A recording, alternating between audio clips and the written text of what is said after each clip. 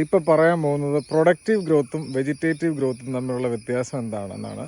ഈ കാണുന്നത് 3.5 വർഷമായി റംബൂട്ടാൻ ചെടികൾ നിൽക്കുന്ന ഒരു സ്ഥലമാണ്. ഇത് വളരെ ഉയരത്തിൽ അത്യാവശ്യം കുഴപ്പമില്ലാതെ നന്നായി കാഴ്ച നിൽക്കുന്ന ഒരു ചെടി. ഏതാണ്ട് ഭൂരിപക്ഷം ചെടികളും അതുപോലെയാണ്. കഴിഞ്ഞ വർഷം പ്രൂൺ ചെയ്യുകയൊക്കെ ചെയ്തിരുന്നു. ഈ കാണുന്ന ചെടി കണ്ടോ, അതേ കൂടെ വെച്ച മറ്റൊരു ചെടിയാണ്. ഇതിനിപ്പോഴും ഇത്രയും ഹൈറ്റ് എത്തിയിട്ടുള്ളൂ. മുരടിച്ച വളർച്ചയാണ്, പക്ഷേ കായ്ക്ക് യാതൊരു കുറവുമില്ല. തുടക്കം മുതലേ വളർച്ച മുരടിച്ച് നിൽക്കുകയും പക്ഷേ ശക്തമായ രീതിയിൽ പൂക്കുകയും കായ്ക്കുകയും ചെയ്തുകൊണ്ടിരിക്കുന്ന ഒരു ചെടിയാണ്.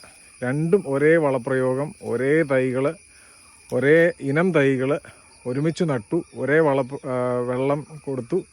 അപ്പോൾ രണ്ട് രീതിയിലുള്ള വളർച്ചയാണ് ഈ ചെടികൾ കാണിക്കുന്നത്. ഒരു ചെടി കൂടുതൽ വൈൽഡായും അഗ്രസീവായും വളരുമ്പോൾ മറ്റേ ചെടി വളർച്ച അല്പം മുരടിച്ച് റീപ്രൊഡക്റ്റീവ് ഗ്രോത്തിൽ കൂടുതൽ ഫോക്കസ് ചെയ്യുന്നു.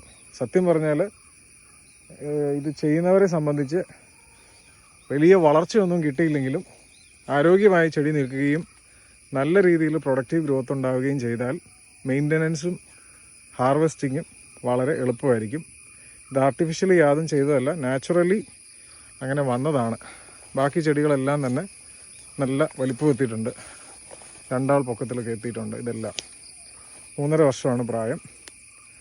ഇതാണ് വെജിറ്റേറ്റീവും പ്രൊഡക്റ്റീവും ഗ്രോത്തുകൾ തമ്മിലുള്ള ഒരു വ്യത്യാസം.